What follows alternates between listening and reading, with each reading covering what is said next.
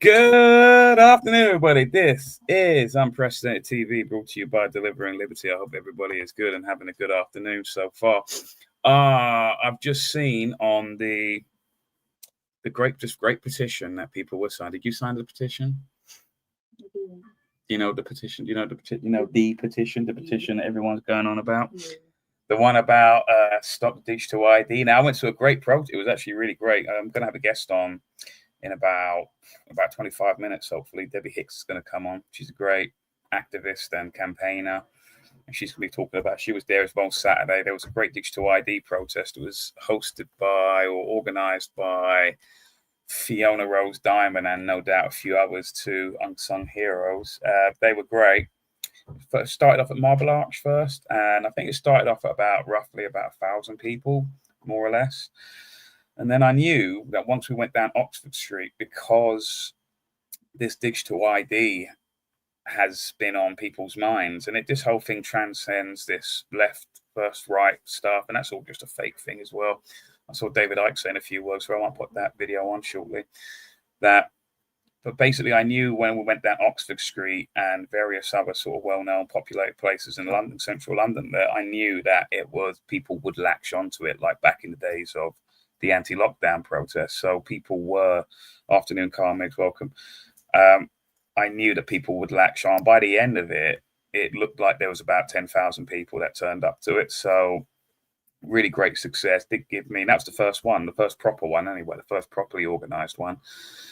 And hopefully it did give me nostalgic memories from the anti-lockdown protests. So yeah, good. Hopefully those things have been built. See, the second one has already been planned for in London anyway for the 22nd of November, on a Saturday as well. So yeah, it was actually good. It's quite good, high vibes. It was good.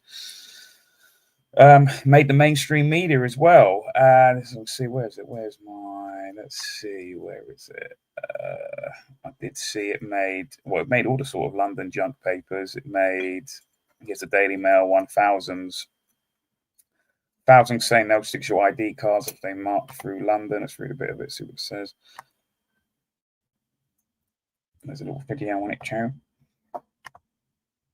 So let's see what it says. Thousands of protesters marched through central London to oppose the government's planned rollout of digital ID cards under tight police conditions.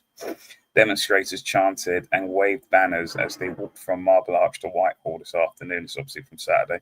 This afternoon at the scheme. It says that it's under tight police conditions. Now, to my knowledge, I mean, I don't believe that there was any proper. I mean, I can imagine the only notice that Fiona and others gave to the police was, we're having a march on this day. That's it. And that's pretty much all that they did. So I don't know whether that's an attempt on the mainstream media. I don't know, to say that we're trying try and infer that it was some kind of controlled kind of march. I don't know. Sir Keir Starmer announced in September that a mandatory digital ID system would be introduced by 2029 for anyone wishing to work in the UK as part of efforts to curb illegal migration.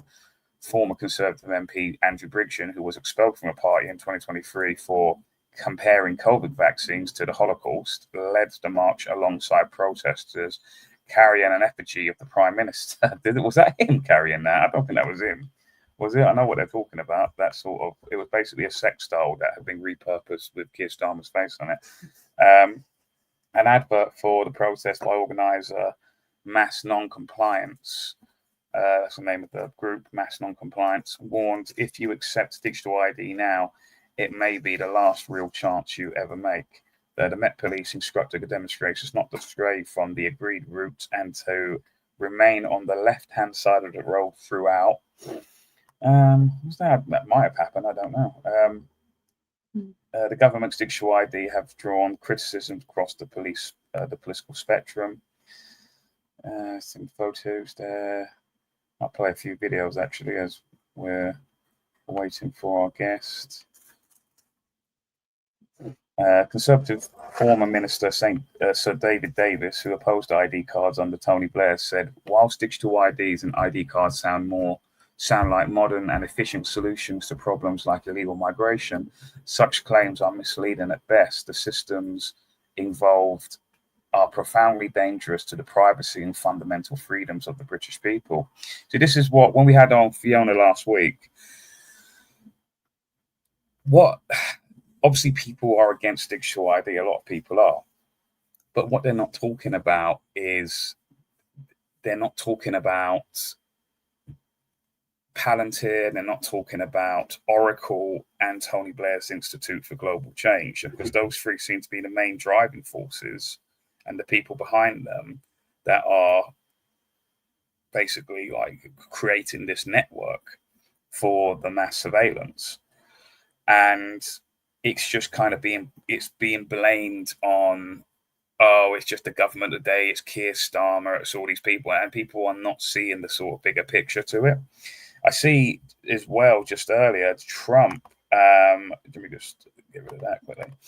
Trump yesterday has announced that there will be digital medical records. Now, again, I mean, I've stopped supporting Trump at least almost 10 years ago, because I happened to see what this guy was actually about. And there's still a lot of people, they've got this kind of almost cult-like worship to him, playing that, oh, he's playing 5D chess, or in this case, it must be 9D chess by now, because I certainly don't get why people are following him anymore. But this is from last night or recently. Let me just make sure my sound is on.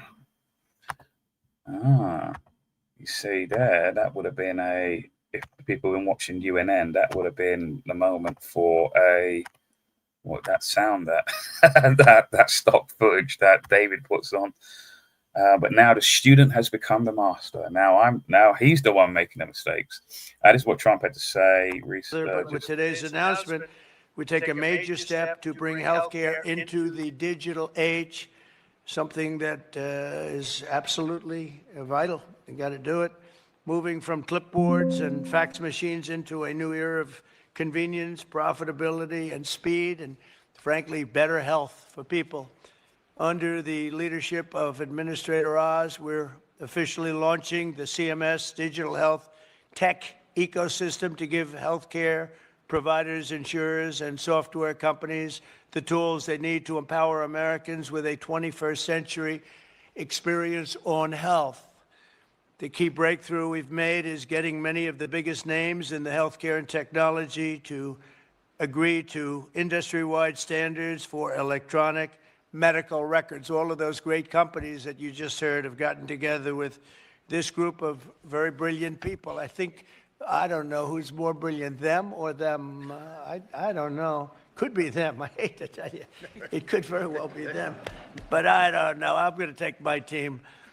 But the key breakthrough we've made is getting many of the biggest names in healthcare and technology to agree to that those standards of electronic medical records that we talk about and you've heard about for so many years, and now it's happening. This will allow patients to easily transmit information from one doctor to another, even if they're different networks and using different record-keeping systems. No matter what system they use, they're all transferable. The new standards will also make it simple for patients to access their own personal health records. I don't want to see mine, please. I don't want to see. I don't know about you. They have all sorts of things, sir. They can tell you exactly what your problem is going to be in 6 years. We can do it. They have all these different things. I don't know if they work or not, but I didn't want to hear it. I didn't want to hear it. If I got a problem, I don't want to know about it right now. But it is amazing what they're doing. I don't know. Does it actually work? Can they do that? All right. Well, then I'm glad I said I don't want to know. But thanks to this announcement, healthcare providers across the country will also finally be able to kill the clipboard. It's an expression that's used, capital, with a capital C, kill the clipboard. Instead of filling out the same tedious paperwork at every medical appointment, patients will simply be able to grant their doctors access to their records at the push of a button, just a button, and you're all set, and all the information the doctor needs will be immediately transmitted. The system will be entirely opt in, and there will be no centralized government-run database, which everyone is always concerned about. I'm less concerned than anybody. I say whatever it is. But people are very, very concerned about the personal records. They want to keep them very quiet, and that's their choice. I think it's a great thing because it'll be absolutely quiet. Instead, doctors and patients will always remain in control. The benefits to millions of Americans will be enormous. We will save time, we will save money, and most importantly, we'll save lives. It's just going to make people live longer and be a lot healthier. I think that's really what you're looking to do. And now. So, I mean, it is actually quite amazing because right now, all of these companies, the NHS, all of our medical records, that's why I always say to people, you should go to the hospital as little as possible and doctors as little as possible. You should treat them like your undertaker, really. You don't really want to see them at all because what's going on is that Palantir, which is this organization run by Alex Karp and Peter Thiel, and is basically a CIA and Mossad cutout, where they are pretending to be a private company in order to get around the constraints of the US Constitution. Is going on is that, and these organizations are run by very much pro-Zionist or just simply Jewish Israeli individuals, or at least dual citizen holders. I mean, you have Trump. You even have right now, you have Tommy Robinson out there. But not only do you have Tommy Robinson out there, these are the people out there right now in live time, right? And these people are what many will consider the kosher-friendly or the kosher-approved alternative. This is what the establishment permits you. You are allowed to have as people you think are fighting in your corner. They're the allowed people. So these individuals at this very prominent right-wing activist Tommy Robinson, Ricky Doolang, Liam Tufts, and Alex Phillips are all in Occupy Palestine, aka Israel, as paid-for guests of the occupation regime there. If this is by UNM, by the way, if this was any other country in the world paying for people to go there in order that they can push propaganda for them, they would be treated as working for a foreign state. Our entire political discourse is being poisoned by Zionist money and influence. So you've got these people right now. You've also had people like Maya Tusi out there recently. Who else have we had out there of late? So they're all so this is all on the back of, since the news was broke that basically the State of Israel government, who received money by way of foreign aid. So basically they via taxation, the state steals from us, and then they give that money then to Israel. They're the biggest receivers of foreign aid per capita in the world. So they are using that money. So money is no illusion to these. It's like confetti to them. There's no limit on their spending. So this is on the back of that. Israel, the government, the state of Israel, are paying influencers £7,000 for a post. Is Israel paying US influencers $7,000 per post? Yes, they are. Inside Project Escher, which again is what basically the Trump administration has pioneered. So behind something called the Heritage Foundation. It's very much a Trump thing that they're pushing. How social media became a new front line in Israel's digital war. Israel pays influencers $7,000 per post for pro-Israel content. Israel paying US influencers to reverse negative public opinion, because for the first time in a very, very long time, possibly the first time in history, that actually Israel have massive downvotes to their support at the moment.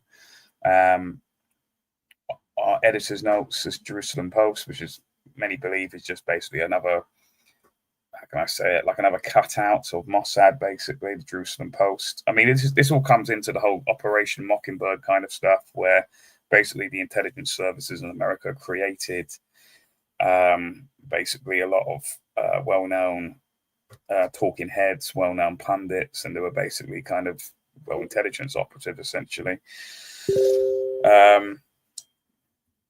You have after Charlie Kirk's warning, Israel bets on Generation Z influencers. Israel pays influence up to £7,000 per post. So these are all other various other like articles. You sort of notice then, this is quite funny. I happened to see Katie Hopkins was on the Jesse Lee Peterson show last week on in America. And the first thing that she wears, she comes out wearing "I Love Israel," and there's a lot of people again with Robinson. He's obviously been making loads and loads of content, pro-Israel content. So he's probably making a shed load of money. That's just some funny AI meme that people are now using on Twitter whenever one of these influencers says something. It's quite funny. This guy in America, just literally turned onto Twitter, and the first thing I saw was a guy who called a misfit patriot, who is, in my opinion, just a really very loud moron. Puts this up. He's got quite a fairly large follower, another big Trump fan, total Zionist, admits that he's a Zionist. And the first thing he puts up on his post as I logged in is this T-shirt. So I guess there's £7,000 on his way, $7,000 on his way to this guy. So it's quite something to see all this going on. So what these influencers are doing is basically not highlighting that the companies behind the digital ID, they'll say, "Oh yeah, we're against digital ID. We're definitely against it." But what they'll do is they're essentially being financially incentivized and paid to make people not connect that final dot and realize that these surveillance companies are essentially, Mossad. They're essentially Israel behind it all. Instead, what they'll do, they'll try and misdirect you and say, "Oh, it's just because it's Keir Starmer. It's Keir Starmer and Tony Blair." That's about as far as they'll go with trying to tell you what's going on. Tory leader Kemi Badenoch branded the proposal a gimmick that will do nothing to stop the boats, while Reform UK leader Nigel Farage says he was firmly opposed. Lib Dem said that they would not back any system that forces people to turn over their private data just to go about their daily lives. So it's made all the rags Saturday's march. What I did find quite interesting was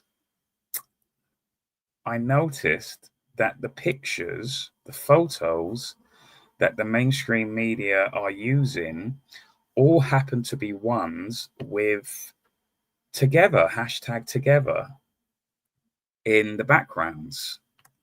And I'm no fan of Alan Miller of Together, because if you look into the history of Alan Miller, there's a very dodgy connection with Rishi Sunak, with David Cameron's top aide at the time when he was Prime Minister, and they were basically in some kind, and Baroness Claire Fox, where they were all in this, what seemed like some kind of Ponzi scheme regarding a science school in East London, according to the East London Science School.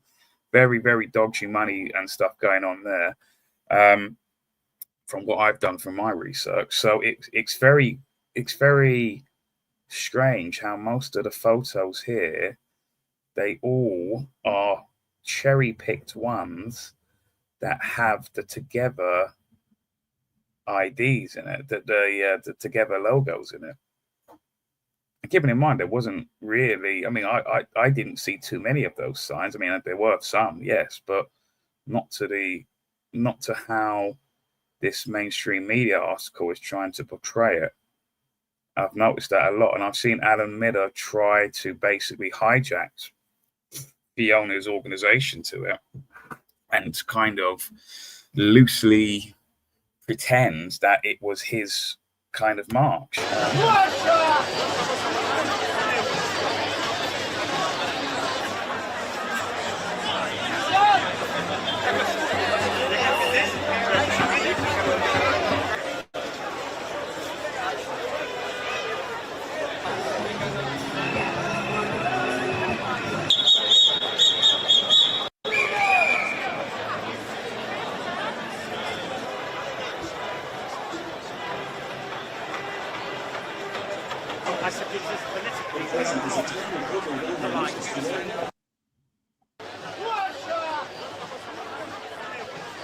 Yeah, that kind of sucked. Let's put on this one. This is actual coverage. He did a good video. I think it's gone quite viral. Let's put this on. How many views has it got at the moment? It's got 20,000 views. There's no one he did. I think with David Icke's got over 100,000. I think. Let's put this on.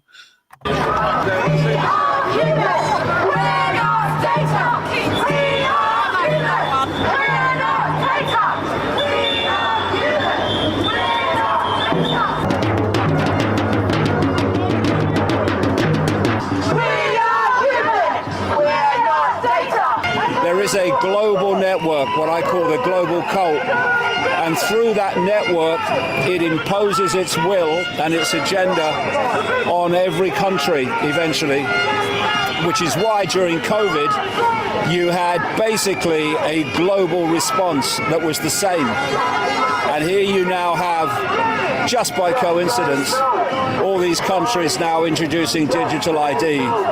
It's a global agenda instigated by a global network. And people like this guy, Keir Starmer, he's just a gopher.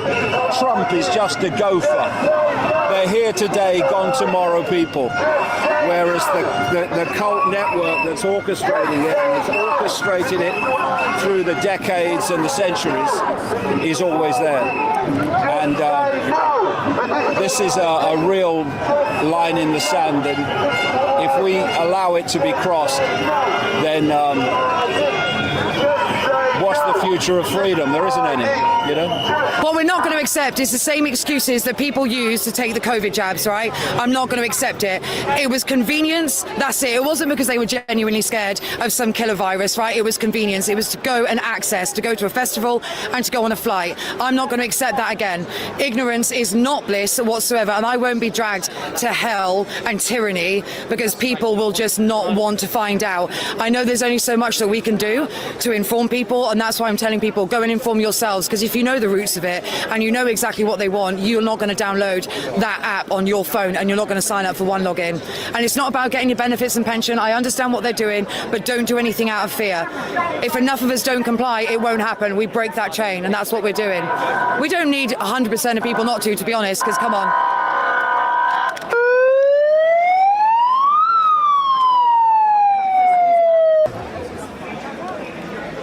Well, this is a protest, the first of, I presume, quite a lot of protests about the issue of mandatory digital ID, which the government are insisting on bringing in, despite the fact that over 2.8 million people signed an online petition for the government to stop this policy. Digital ID is a trap, and it's always better to stay out of a trap than to try and get out of the trap once we're in it.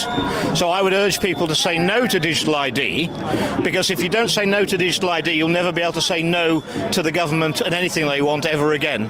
So digital ID, I keep hearing everybody saying, oh, but we're already in a digital system. Yes, we are to an extent. Some people more than others. I myself have never ever given over any biometrics. I've never used my face to log into anything or my fingerprints. I don't use my phone to pay for anything. I very much deal with cash still, and I still barter. Say no to digital ID. We say no to digital ID. What do you think about digital ID? Can you give us some space, please? What do you think about digital ID? Just give us some space, we're just doing our job. Digital ID. It's basically using it as an excuse to basically, for the state to micromanage every aspect of your life. So basically they'll use the excuse of, oh, it's for national security, oh, it's to stop mass migration and all of this, but really it's all about control, because at the end of the day, criminal-minded people don't respect laws. Right, that's what makes them criminals. Laws don't work on people who don't follow laws. There's no point. And it won't be long with the way that our technology technology's going before it is a chip on your hands. This is absolutely the beginning of the mark of the beast. And the Equality Act, they're breaking that because they're discriminating against mine and many others' religion, forcing us to have something that's absolutely against our religion. I'll just tell you this, I'd rather live in a tent and eat from a dumpster than get this. It's never going to happen. I'm not doing it. All these people aren't doing it. Good luck.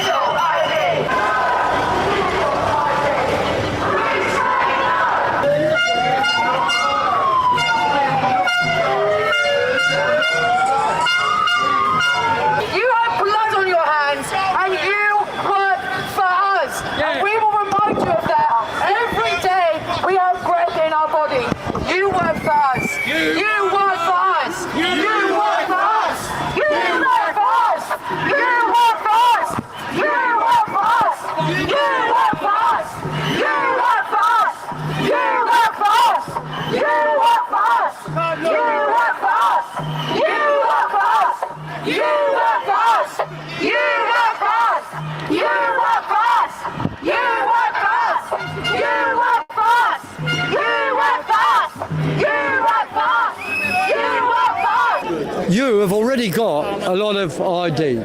You've got your driving license, or you've got NHS stuff. You've got loads of information. They want you to go digital and virtual because then they can connect everyone together and control you. They want to also control your cash through digital banking. That means if you do something wrong, they'll take money out of your account. If you lose cash, you're stuck into a Digi-ID network of control. So please, resist it. Do not sign up to any Digi-ID and campaign everywhere to keep cash. And then we can keep our freedom. If we don't, we'll be taken over by a new world tyranny. That's what the World Economic Forum want. That's what Keir Starmer wants. We say stop Digi-ID. Resist, defy, do not comply. Yeah, that was good. That was good. That was good. That's a good little highlight reel then that actual coverage did. I see in the waiting room, I see that our guest is here, so I'm going to add them right now to the thing. Welcome, Debbie. How are you? Hello. Hi. Can you hear me? Yes, I can hear you, Debbie, loud and clear. How are you? How are you? How are you? I'm really good. How are you? Yeah, good. Just been talking about the what happens on Saturday, the Saturday protest. What did you think of it? Sorry, there's a really... Oh, the echo's gone now. That's better, isn't it? I was going to say there's an echo. Yeah, do you know what? I thought it was brilliant. I'll be honest with you. When we started at Marble Arch, I looked back at the crowd and I was a bit worried because it didn't look that there was many there at that point. And then as we got marching, and I think Fiona actually held up her cameras to me and she said, "Look." And I looked back and it was like, yeah, they've all caught up now. People have joined us. And it was a really good turnout and really good mood with the crowd. So, yeah. And no, it's great. I think this is definitely something that is on people's minds. I knew that once because I went out the night before. I was in London with some people, and I said to them that I reckon it is going to be relatively small to start with, but once there's a good significant number, say like 500 or 1,000 or whatever, something like that, because you can then be seen on because Oxford Street is obviously very busy, right? So I remember about a couple of years ago or a year ago or something, there was a really kind of disastrous protest where there was only about 100 people turned up. Again, it began in Marble Arch, and then they tried to march down Oxford Street, but because it was only 100 people, the passers-by didn't even notice, because there were so many people on the street. They didn't even notice that there was a protest. They didn't know that people were in a group. So it has to be a significant amount of people, say 500, let's say. So I knew it has to at least reach that number before we can have the march. You might as well just not have the march at all, because if it was a low turnout, you might as well not do anything, because it would be just an absolute mess. So luckily, it had a lot of people, about 1,000. And then I knew then to Oxford Street, because that is on people's minds. Digital ID, again, it transcends all of the nonsense, the BS of left and right, which is just a nonsense thing anyway. And it was, I mean, what was so effective about it is, I don't know how you feel about this, but for me, the problem when we used to have those big marches during the lockdown is I think the message wasn't always clear to people what we were campaigning about.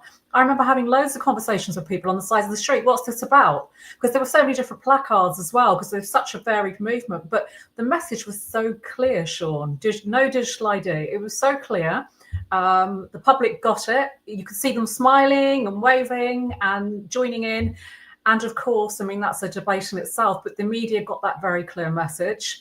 And I have to say, hats off to Fiona. I think she broke the media that day. I really do think, in the sense that the message has got through.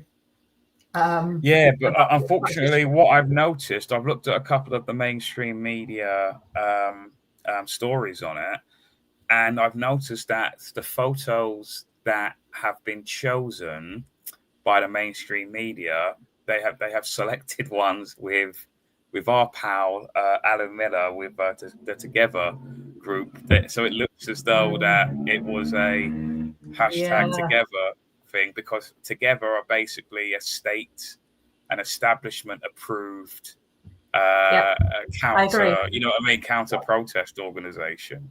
And if they're approved by the establishment, then they'll do nothing really. Do you know what I mean? Because that's the whole point. The whole point of counter establishment is that you don't get the establishment or the state to approve your group. You're meant to be, you should be have nothing to do with them whatsoever. So, because really, if you look at Together's history, they have achieved absolutely nothing. All they come along, this is just my words, Debbie, not yours, but they have come along since 2021 or 2, I can't remember exactly when, and all they've seemingly done is basically Miller and his other cohorts in that group have basically just gone on TV, nice little GB News, Talk TV interviews, got their name out there, and then in between of that, they have these events and charge incredible amounts of money to their members, and have Julia Hartley Brewer speaking at it, and all these other kind of waste of time, shock jock, fake counter establishment kind of people, and they achieve absolutely nothing. Like that seems to me the sort of like watching, observing what they do, and basically also take away. I've seen it multiple times where other groups have created a protest, and they come along. Alan Miller and his cohorts come along. They do a little photo op. They post it all over social media, and then it gives the false impression to the public that they were the ones that did that protest. Do you see what I mean? And it seems as though that has happened yet again. So, I mean, on that topic, I mean, I know that you've talked about this a lot, and I think it's right, absolutely right, to question. This isn't us getting into the sort of stupid gossip mill that we get on social media. This is actually about a very big, well-funded campaign effort. And the way I see politics is, it's not about gossip online. It's like, well, where is the money coming from? Because if there's corporate and banking money and interest that are backing something, you have to ask serious questions about what their agenda is. And, I don't think Alan Miller hides the fact that he is Zionist. And I think, that we have to ask questions about what their real interests are. I don't think it's about genuine people that are picking up those placards on the day because they believe in, the cause and they're against digital ID. But that's what I would say about a group like Together, or any other group actually, is if it's very big and it's very well organized and it's very easily getting a slot on a corporate news channel like GB News, then we must ask questions. So I completely agree with what you're saying. Yeah. And even things like GB News, I said this before, but in case there's new viewers, is that people think that GB News is this, again, this alternative counter regime kind of network, and it's not. It was started up by Sir Paul Marshall, who again, a Sir, do you know what I mean? Like Sir Paul Marshall, again, he was another dog shit sort of background, massive Zionist as well. He was given startup money by George Soros for GB News. And then their biggest investor is Legatum Institute, which is a hedge fund based in Dubai, which is literally partnered up with the World Economic Forum, and also receives money from the Bill and Melinda Gates Foundation. Now, if you were to ask any random GB News viewer, hey, do you like Bill Gates? Hey, do you like the WEF? Do you like George Soros? They'll probably say no. Well, did you know that these people are actually basically paying the wages of your favorite presenters on GB News? They probably won't know it.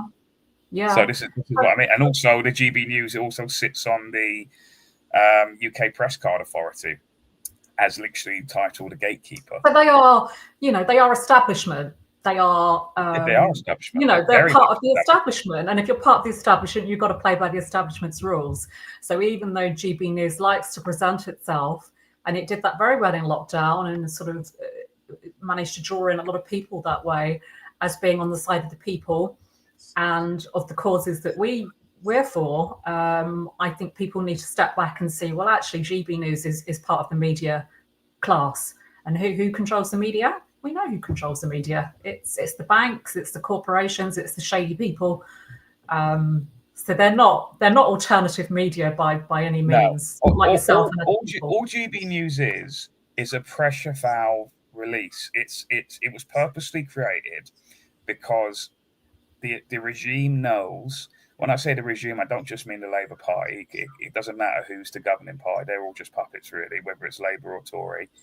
It's that the regime, the UK state, purposely created GB News because they knew that there was an undertone of massive dissent rising within the British people. So what they did was they created that network, and then it basically appeased a lot of people to the point that, I've got Dan Wooten who is fighting in my corner, or I've got, and I said this before, all those presenters that originally started on GB News that eventually all got sacked or they left. I said that would happen because all they're doing is they're bringing in people first, and they'll let them say what they want. Like with what's his name? I've got his name. Oliver, Scottish chap. Neil Oliver. Yeah. Sorry. Yep, that chap. Yeah. So they'll let all those people in, and then after about 6 months to a year, they will slowly get rid of those people because they have their followers have followed them to GB News. And then they will get hooked on the regular viewing of GB, become part of people's routines and stuff like that. And even though their favorite presenters leave, they will still watch GB News, and that's where the subversion will begin. So that people forget GB News are pushing the jabs. They were pushing the Ukraine, even pushing Ukraine now. Really, most of the presenters are. You've got literally Boris Johnson. Is he still a presenter on GB News now? I can't remember. But the fact that he actually worked with them, probably. I don't know. He's on the COVID inquiry today, isn't it? Is Boris Johnson is in the hot seat today? So I mean, he looks like an absolute mess nowadays. I saw him. They did a video last week. He looks like a right state now. He's aged and even grown more weight. To be honest, like most of them, I suspect most of the time he's on something. I mean, I'm being really honest here. I'm not just mocking. I mean, most of these MPs on the front benches. I mean, a long time ago, Shield status, just living up to my Shield status here. When I left university, I don't know if I told you, Sean, I actually worked for an MP. Very briefly, running their office in the House of Commons. Obviously, I was in my 20s. I wasn't awake like I am now, although I was always a difficult woman, so I never fitted in. But seriously, the amount of them that are on coke, Sean. I mean, it's he is. I mean, they're all coked up most of the time. They want people with vices. They want people with addictions. They want people who are. That's why there's always a lot of child paedophilia accusations, etc. Because at the end of the day, the state actually want people with vices, whether they got some sort of addiction or whether that be drug addiction, whether that be sexual addiction, whether it is, they want people like that. So then they can manipulate them through squeezing their vices, basically. Obviously building up blackmail as well. But anyway, Debbie, sorry, we've gone on a bit of a sidebar already. So obviously to connect with the digital ID stuff, you are organizing some static protests. Is that correct? It's something I've been planning to do for a long time. I was going to start this earlier this year, but because I've been so ill this year, I haven't done anything. And then I'd got it all sort of planned and ready because I could see they were talking about digital ID. I see that Labour, before they announced it, were talking about this so-called brick card. And I started to sort of plan things and start getting ready to do something. So what I've decided to do, because it's my forte, it's what I'm good at. You know, you've got people like Fiona, who's really good, amazing at doing the big rallies. My kind of thing is much more street-based, what some people call outreach, you know, grassroots stuff where it's about leafleting, talking to people, getting the local communities involved in that way. That's always been what I do. And I've been doing that for the last 3 years about cash. As you know, I went around loads of places, really positive campaign actually, and talked to people about cash. And what that did was got lots of people active on cash, which was really good on using cash and keeping cash. So it's a natural progression for me now to then be talking about a digital ID, because obviously it's all part of the same digital control of our money, of our lives in every sense. And I'm starting this tour. It's starting next week in Cardiff. Is that the one we've got there? Yeah. Cardiff next Saturday. It's an early start because it was planned to be outreach, and it's now kind of turned into a mini rally, which is what the people in Cardiff wanted. They wanted speakers, so we've got speakers. So it starts at 11. We'll probably have speeches about 11:30. And we've got Andrew Bridgham, Piers Corbyn, David Curtin, who I know you know, and Fiona Rose Diamond. Their job on the day is to buoy people up, get people feeling passionate, talk about what's going on, and then what they're going to do, I'm actually going to get them really working, Sean, on this day. They're not just going to be speaking. They are going to lead groups around the city centre to different points where there's shoppers, communities. They're going to go slightly out of the centre where there's more local, smaller businesses and shops, and lead outreach groups with leaflets, conversations. And we've also got, which is on this website here, we've also got this postcard campaign, which is where it's a postcard to the MP, the local MP in Cardiff, a Labour MP. And all they have to do is sign the postcard if they agree, a member of the public, put their postcode and their house number on it. So we're not collecting data, because we will get accused of that as campaigners. And they're all going to go into a big box. And when we get a big number together in Cardiff, so the idea is this continues as well as a campaign, that will be something we follow up on to deliver to the MP or to their staff. And I want to try and get this going in as many places as possible, the postcards, because the idea of the postcards is that if we target marginal MPs in marginal seats, so MPs where they're very vulnerable to losing their seat in a general election, those are the ones that are more likely to be worried if they're getting pressure locally from local people. So I'm encouraging people. We've obviously got petitions going on, which I don't think are a waste of time, even though they don't listen to them, even though they're saying we're not going to listen. They are aware of public opinion. It's growing. There's this pressure that's growing. And you can see they're responding. They're already responding in the media by saying, well, we're going to have a consultation now. So they're feeling the pressure, and we've got to keep putting the pressure on in all different ways. So I encourage people, you can find the postcard on here. I've got to say, where is that? I can't seem to see it. If you go back up to the main page. Oh, sorry. Yeah, that's it. No to digital ID and war conscription leaflets. I think it's that one at the bottom. This one at the bottom. I think it's that one. That's it. Yeah. Yeah. So there's a leaflet there. That's a general leaflet that anyone can use. It's what I call friendly for the public. It's not just for the awake community. We've got to always try and think about how are the public going to read this, who don't see the world the way we do. So it's done in a way where it talks more generally, in a more kind of softer way about digital ID. And then, because I always like to be proactive on the back, it's got solutions. What can you do as an individual? What can you do if you want to campaign? What can you do locally? So it gives people all kinds of ideas of what they can do to resist or campaign against digital ID. And we can talk about that in a moment, about all the things that people can do, because there's so much people can do. And then, as you can see further down, you've got the links there to that postcard that people can download. They can print it off. And if they want to, all around the country, you can go out into your high street with these postcards, set up a stall. All you need is a table and 2 or 3 people. That is all you need to be effective. People forget we can do things. So these constituencies you got here, they're literally they're like they could swing any direction basically, because the ones you've at got the top, 0.02. Yeah, This 15 votes. That's sorry, where is that? I can't see the yellow from here. Hendon in London. Who's Yeah. that? I mean, that would be a perfect. I mean, maybe we can even, there's so much we can do.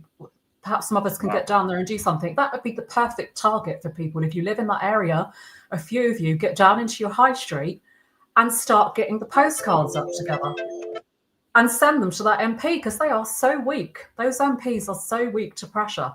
And they're going to be watching because they know that the local elections are coming up in May and the polls are showing a wipeout for Labour, a wipeout from reform.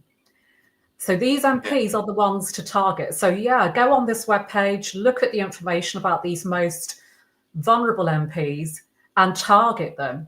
Keep bombarding them with emails, send all the postcards in, get a street stall going, get an appointment to see them if you can. It's where you could go in and talk to them. So I really encourage people to do this. This is something I did during the lockdown as well with the COVID passports, which is exactly the same thing, really. I mean, it's all connected to the same animal, isn't it? I mean, people think that these are all separate things, like separate, separate things going on. But really, it's all attached to the same beast in a way, isn't it? It's all part of that agenda, Agenda 2030. Yeah, no, absolutely. And as I said, I think you don't have to be a campaigner.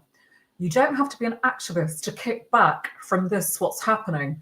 Because the thing with digital ID is we, for decades, have been part of the problem. All of us, to some extent, have been part of the problem, whether it's having a smartphone, whether it's not using cash, whether it's doing your banking on your phone or your computer. All these things we have been. I mean, I personally don't do that any longer. I don't do online banking. I don't do banking on my phone. There's so many things people right now, before this gets worse, and before this legislation passes, if it does, that we can do. The smartphones, at least if you can't get rid of it, at least get rid of everything that you do on it. Get rid of the apps. Stop banking. I mean, did you know today, Sean, have you seen the stuff going around on social media today? Somebody has posted a screenshot of their NatWest banking app. And on the app, it's starting to show the carbon credits now. I tell you what I have seen. I've seen something similar to that. I haven't seen that specific thing, but what I have seen, and I'll play it here, it's only a minute long. I saw the Rise Above guys. They made a little short video regarding basically your sandwiches now that you buy from supermarkets. They come with a point alarm, apparently. Let me just put this on. It's literally only a minute long. This is Lance and Andy from Rise Above. I was just playing it. You're still eating sandwiches in these packets, which I'm not going to lie, I live on the road MCing. I eat things like this sometimes. You're a road man. I'm a road man. When I'm at service stations in the middle of the night, I basically have a choice, McDonald's or a sandwich like this. But now a sandwich like this comes with a carbon score on it. I've already seen these. Why is it coming to light this week? Why is it suddenly... Because they're saying... so fucked up, they call it your allowance. They actually say your allowance. They're essentially telling you that you're only allowed a certain amount. This is so sneaky that this is already on our food. And the crazy thing is, there are still NPCs and normies out there that will tell you that this is a crazy conspiracy theory. While they're eating a supermarket BLT sandwich that has 8.1% of their daily dietary carbon allowance printed on the fucking box. Like, the thing is, at the moment, right, if you know anything about mind control, right, then you'll notice that you're currently allowed to go. Like, Lance, you could go into a store and buy 20 or 33 of these sandwiches for yourself and walk out, no problem. Even though it says 8.1% of your allowance. That's what I'm saying. But they're already getting it out into the psyche. Oh yeah, of course. You shouldn't be having more than your allowance. You wait till then it's you. Oh my God, can't believe what your steak will be there with like fucking 66% probably more than that. When you eat a fillet steak, it'll be like this is 90% of your carbon It's like a allowance. thick cut ribeye or something like that. For the That'd be month. like 2 days worth. Yeah, totally. It'll be tracked as well, and then it'll be like facial recognition. You think if you can't grow like because your broccoli or if you want to have an avocado flown in from Mexico or wherever it's. Here's another thing to watch out for. So that was So apparently, now I don't eat those sandwiches anymore personally. I used to be. It's funny when I was watching that video originally. I used to think about every time at lunchtime I would go in. There used to be a big Sainsbury's right by where I used to work. I'd go in there, get the meal deal thing, all of that, and I used to be on them all the time. I can't eat though because a lot of the stuff I eat now I can't really buy from supermarkets because a lot of the stuff is just all fake food anyway. But if they're doing this and they're basically putting the cart before the horse, I mean, this is what they do though, isn't it, Debbie? They do put the network in before things are officially allowed, don't they? I mean, that's the thing with the smartphones. Sorry, we got a bit of an echo. Oh, sorry, I'm turning off. Go on. Yes, sorry. That's the thing with the smartphones is that, and this is the kind of catch-22, and we've got to accept that this convenience we've all got used to for, I don't know, it's about 20 years now. Did you know that Steve Jobs only introduced the smartphones, the Apple phones, in 2007? It's not even that long ago. And that's how much we've all been conditioned into using these things all the time in the last, 18, 20 years. So, we've got to get out of these habits because there's things we can still do without the smartphones because it's all joined up together. That carbon credit rating that you're talking about there and what people are showing on social media today that Nationwide's introducing, that can only work if it integrates with your phone to find out what you're doing. When you go and pay, and I see people using their phones to pay all the time and it really frustrates me. All this stuff, you've got to stop doing it. Go back to cash. Stop using your phone, stop paying for things on your phone, stop paying for your bills on your phone, get rid of the banking apps, leave it at home. Go back to, if you really have to still do stuff on your computer, do it on your computer at home and get rid of the smartphone. You can still bank. You can go to the post office, Sean, I'm sure you know this, and do your banking. Use that before they stop that. They'll stop it. If we don't use it, we need to start using that. You can still get cash out in most post offices. There's normally a link machine. And if you haven't got a cash point in your area, there is something, I've forgotten what it's called now. It's called the link. There's a website for the link system where, if enough people go on there and say there's no cash point, they have to put it within, I think it's something like a 5-mile radius. But start using cash, stop using your phone, stop internet shopping. And as you just said, go and get your sandwiches from a little local deli shop or cafe, whatever, that makes them there and then for you. Doesn't take any data from you. And you've got your privacy, you've got your, anonymity, and they can't control you. There's, we've all got to be doing these things. We really have to. And that's the biggest thing people can do on an individual level. If you want to go the next step up, as I said, leafleting, going into your high street, contacting your MP. If you want to go even bigger than that, you can organise a group to do stuff. But at an individual level, I think we've all got still only just have got some ways we can kick back. Yeah, there's definitely, and obviously so you got this event this Saturday in Cardiff. Yes. And then you've got one in Gloucester. What's going on there? No, that's not the on the 1st of November, yeah. On the 1st, then in Gloucester. Yeah. So obviously, So and just to talk, and if we may, can we talk about the link with war, because nobody's talking about this, Sean, and it's something we've got to talk about, if I may. Absolutely. I'm sure you can see, and I hope people can see. People are scared of talking about war, but they're not hiding it from us. For the last 2 or 3 years, both Rishi Sunak, when he was Prime Minister, and Keir Starmer over the last year, have talked about conscription and national service. They keep talking about it. You've had the British Army talking about it. You've had MPs talking about it.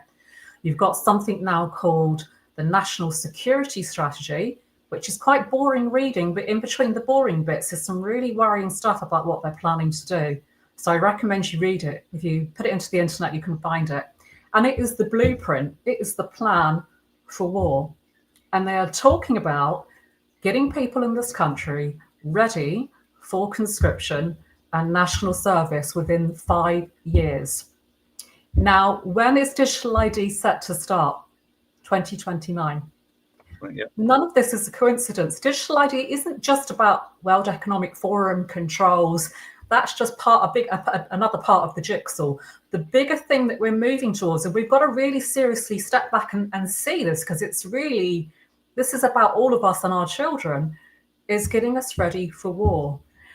Now, what a lot of people say to me when I say this is they say, oh, don't be stupid, Debbie. They can't make us go to war. No one wants to go to war. And it's like, yeah, you might say that, but during World War I and during World War II, they didn't want to go to war either, and they were coerced. A lot of people were coerced into war at that point. And in World War II, even though people could say no to conscription, and my grandfather was one of those, he was a conscientious objector.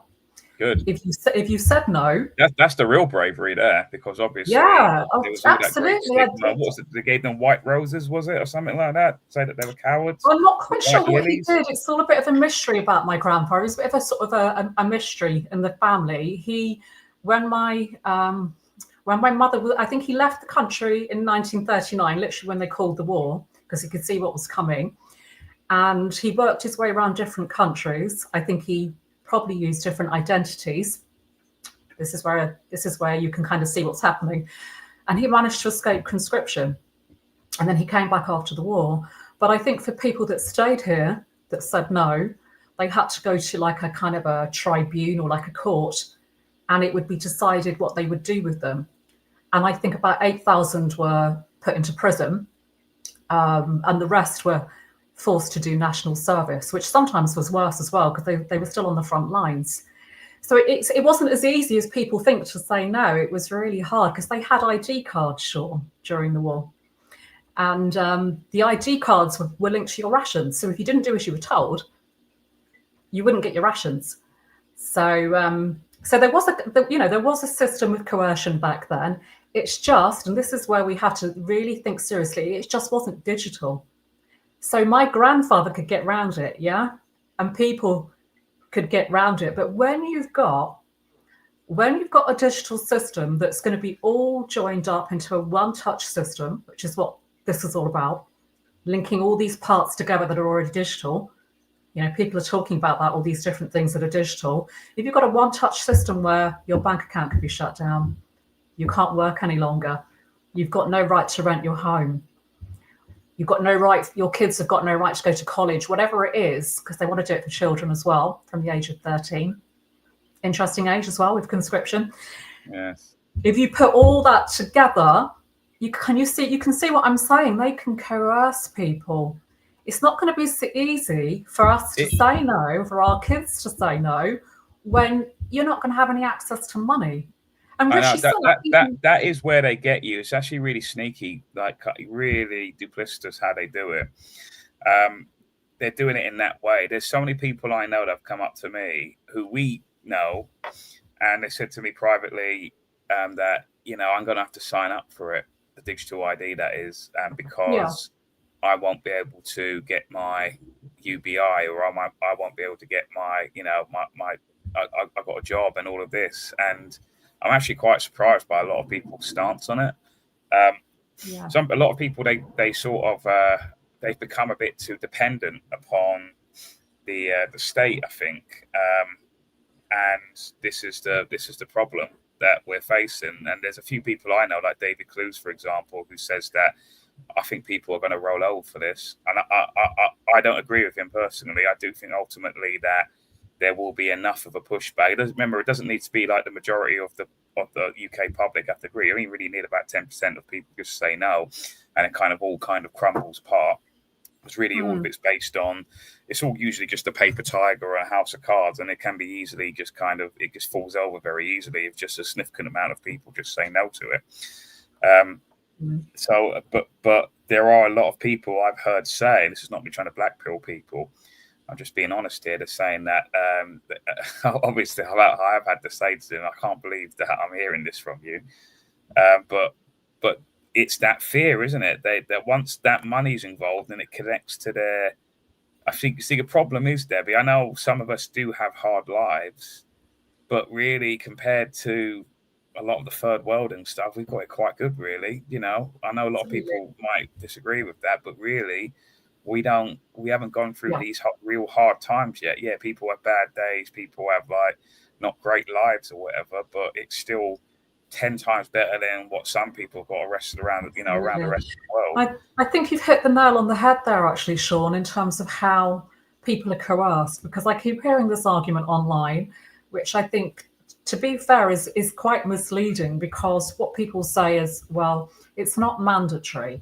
You can say no. Yes, of course you can say no, but the problem is you're saying is that if it's your home, say you're a mum with your two kids, and you want to make sure that they've got a roof over their head, which is what all parents, that's your objective, isn't it, in life, is your kids are okay. It's not easy to not comply. It means losing your home. It means this is going to be linked to benefits as well. They've already talked about that. It's going to be linked to benefits, to pensions, everything.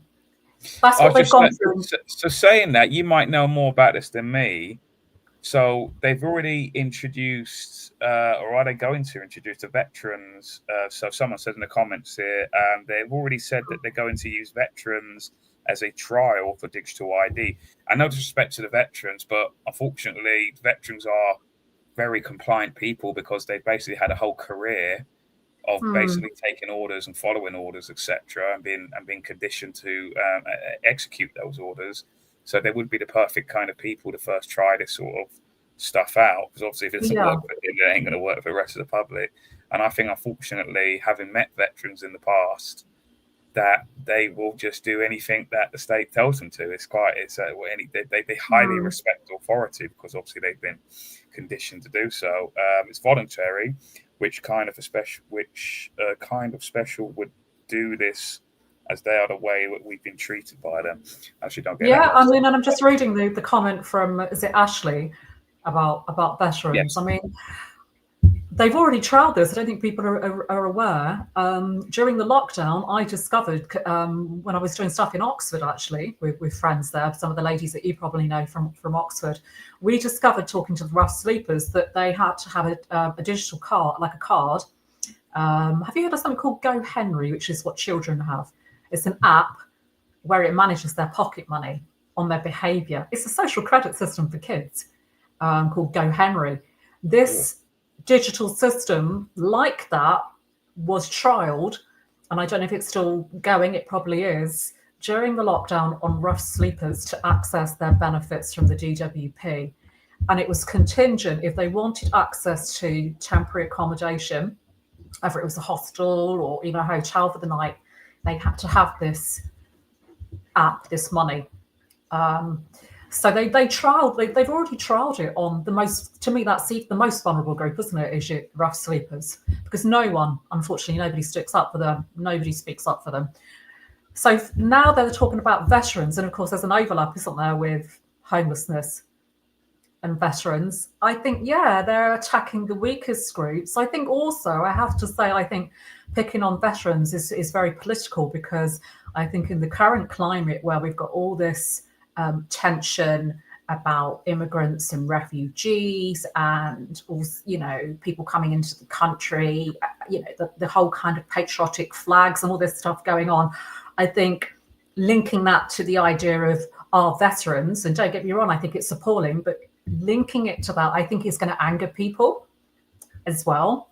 So I think there's a bit of gaslighting going on, Sean, and the usual stuff that they do, where they gaslight people, they wind people up. It's really sinister. Like with that, the Rise Above guys, and the point about the sandwich thing on, is that all of these big corporations, even if they're just simple supermarkets, and that quite sinister and that quite disgusting Go Henry app, wherever it is for kids, where they're basically training the kids to basically be more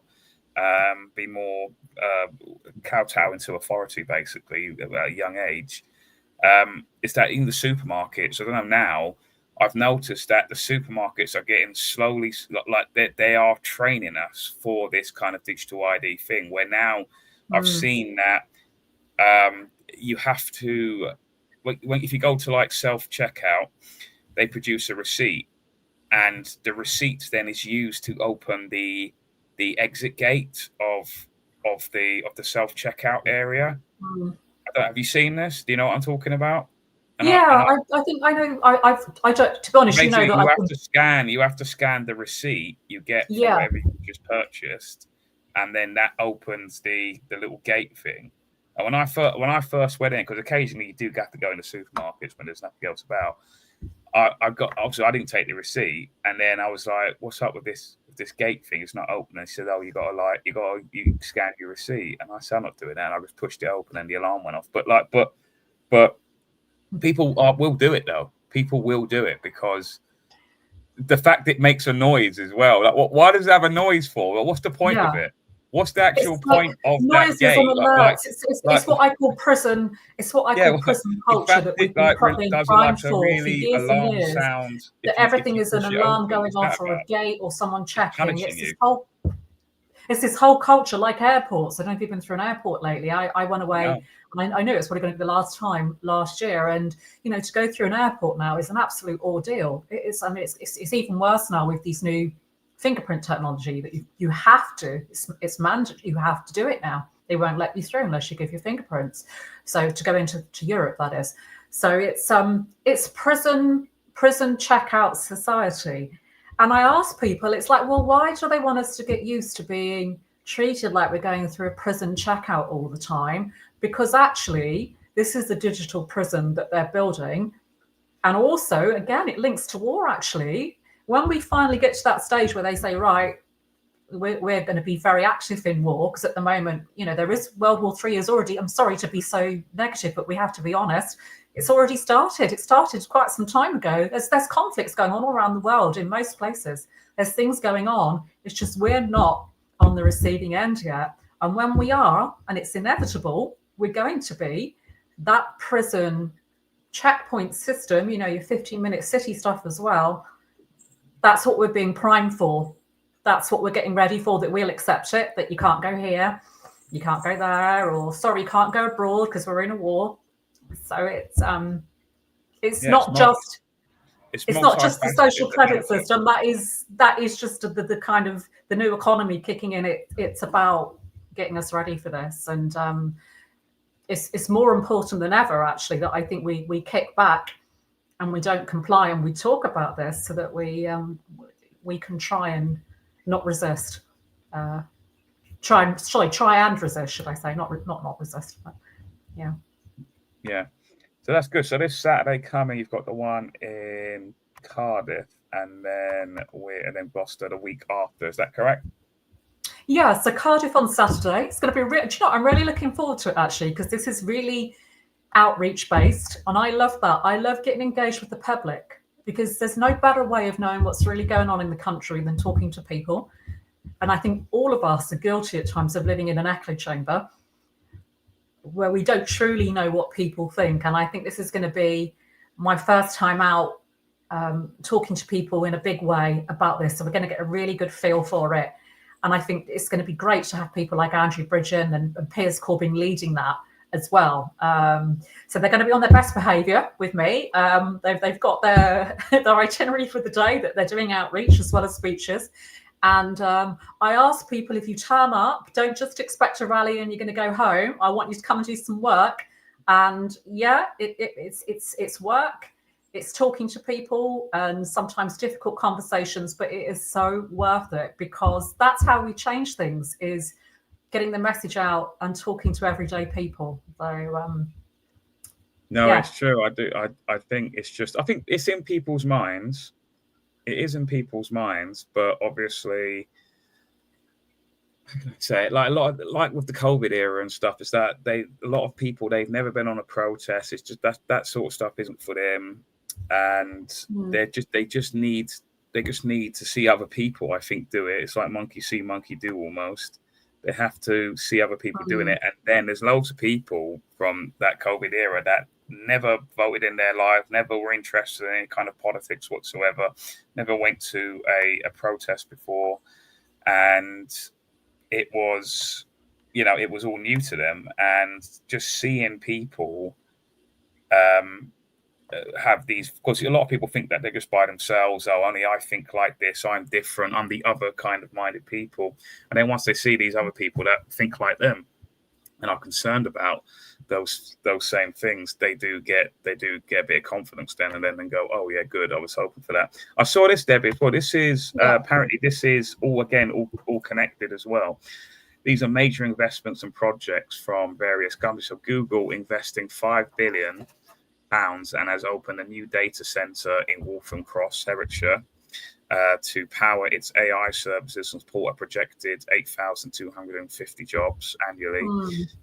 Nestlé, is it, announcing $2.5 billion investment to build the UK's largest sovereign AI data center in Loughton, Essex, by 2026. Microsoft investing billions in the UK's AI sector, which plans for multiple new data centres in locations like Leeds, Newport and Acton, northwest London. And Blackstone Group, which is basically an offshoot of BlackRock, basically, if you know the history of that, planning a $10 billion AI data center in Blyth near Newcastle, which is scheduled to begin in 2031 and will be the single largest planned. So that's all quietly kind of going on. Whilst we're all distracted about should we put flags out on our doorstep or not. Exactly. The approved talking points by the establishment. Should we put a flag out? It's quite. It is not that I'm against like the flag being up of our own nation, right? But that is clearly stuff like that. The fact that it gets spoken about on Talk TV and GB News and BBC Question Time and all of these other things, that tells me, and it should tell a lot of people, that this isn't the real issue we should be talking about. If the BBC are talking about this, we shouldn't be talking about it. It's not. It's because the BBC is obviously the state's mouthpiece, isn't it? It's literally part of the state. So, and Sean, as well, if I may say so as well, I ask people to step back, because I'm not saying this in the sense of it's wrong to put British flags up. We are in Britain, but I ask people to step back and think about culturally, what do they need people to feel to go to war? They need them to feel patriotic. It's not a coincidence. Seriously, it's not a coincidence. This is the build-up of this patriotic feeling is actually, to me, a very orchestrated campaign to build up that sentiment. Because what I fear is going to happen, and I hope I'm wrong, is that we've got some big false flag terrorist events coming down the line, which even, Benjamin Netanyahu has even said, hasn't he? There's going to be attacks in Europe. I think he said that a few months ago. These things are likely coming down the line. And if people, unfortunately, lots of people die, people are going to get very upset and angry, and they're going to look at blaming a common enemy.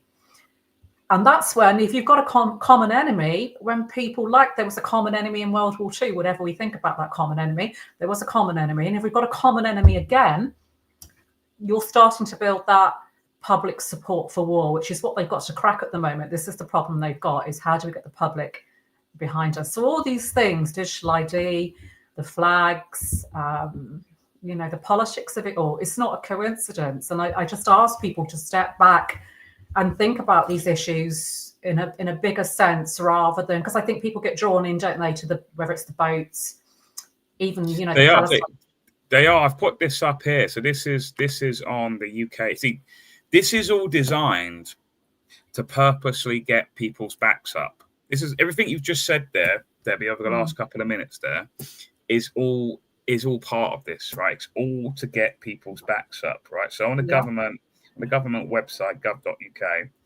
terrorist ideologies, extreme right wing, right? We define extreme right wing terrorism as the active or vocal support of ideologies that advocate discrimination or violence against minority groups. The three most common subcategories of extreme right-wing terrorist ideology and their narratives are, I don't know what the other two are, but this is number one, cultural nationalism or Western culture, Western culture is under threat from mass migration and a lack of integration by certain ethnic and cultural groups. Well, that is true, I believe, right? Because obviously Western culture, but the whole migration crisis, mass migration crisis, is being done on purpose again. And these are my words, Debbie. I don't know if it's up for what you think about it, but basically that is designed from Israel, right? This is all to do with things like the Kalergi plan and all of this, where one of the fathers of what's known as the father of the European Union, Richard Kalergi, who was like a very big pro-Zionist and very much against anti-Semitism and all of this, the usual kind of character sort of traits of that. And that basically his dream was that to basically flood all of Europe with all different forms of minorities. This came off the back of World War II. And this was all designed, I think personally, because obviously what happened in the 1930s with the rise of Hitler and all of this is that I think that a lot of the Zionist kind of lobby, they didn't want to make sure that another Hitler-like figure came to rise again, right? So what they do is they then punished every other nation within Europe because of one guy, and basically they flooded the entire European nation, the European continent, with all of these people. What they don't know is that it's mostly coming from Israel, because Israel, in the sense that Israel are bombing all of these surrounding Arab lands because of this belief that they have from a Bible they're using as a land deed reference of saying that there was 3,000 years ago this land was promised to us, and we therefore should have rights to all of these lands, including Egypt, including Jordan, including even up to Turkey, right on the border of Europe. That these lands belong to us, says the state of Israel. So with the help of the UK and the USA and a couple of other European countries, is that they are then carpet bombing all of these nations to make those lands so unhospitable for the indigenous people there. And then eventually, like you see in Gaza, like you see in various other places they've bombed, is that people it's human nature. People get tired and they go, right, I'm going to leave. I don't care. We're leaving. Yep, the Greater Israel Project, as Secret Shrill says on YouTube. Greater Israel Project, absolutely. And then they are, with the help of these NGOs, which are linked to basically the regime, the establishment, whatever you want to call it, they are then helping these people get to these lands in Europe here.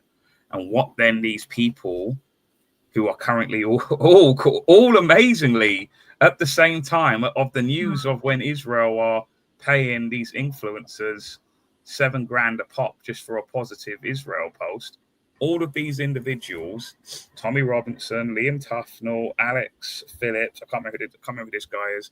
You've also got the Lewis Perry, former UKIP leader. They're all currently in Israel. I mean, they're paid essentially to lie to their followers who support them and never connect that final dot. That's what they're paid to do. They're paid to misdirect you. Absolutely. And it's of course, if you've got GB News constantly, these parties, reform, people in reform constantly saying, those things are the problem, people in the Middle East or Palestine are the problem. Everyone, they're focusing those people that support them on other genuine issues, like the carbon nonsense, the net zero nonsense, like being against digital ID, 15-minute cities, all the stuff that those groups have said, we're against that. They've got support that way on very genuine reasons, but then they're directing the anger that then comes from that and the hate. Because hate is a very powerful thing. And if you can get people to hate, you can really manipulate them. And I think it's all very much been weaponized, Sean, to distract people from the things we're talking about today, to talk about the fact that you are going to be pawns in their war game, cannon fodder. They don't give a, sorry to use bad language, they don't give a shit. These people, I'm sorry, Nigel Farage, Reform, GB News, all these people, they don't give a shit about you And if they don't care, let's be really, really honest here. Whatever you think, if they don't care about Palestinian babies being blown up, do you think they care about your children? No, No, they don't. They don't. give a- Again, reform. They don't care. Like I said And about this is what we have to. I mean, this is serious now, because this prison that's being built around us is digital prison, and it's going to be a physical prison as well. That's what the digital is going to take us to. Is going to be like that concentration camp, which is what it was in Gaza. That's what our future is. If we don't start right now rising up, not complying, doing everything we can, whether it's doing something with the MPs or leafleting or not using your phone, everything we can possibly do. If we don't, I already think we're going down the fork in the road that David Icke talks about. If we don't, this is our future, because these people don't care about human beings. I would say they're not human, in fact. I'm not getting into the whole lizard theory or anything like that, but I mean, they're not what I call human beings. They are detached from their humanity. And these politicians, these robots that they're using, they're so controlled. They've got so much dirt on these people. This is how they control them. You know, whether it's Keir Starmer or Trump, or, you know, they've got the dirt on them all. That's how it works. They've got the dirt. They can control them. And yeah, it's a horrible future.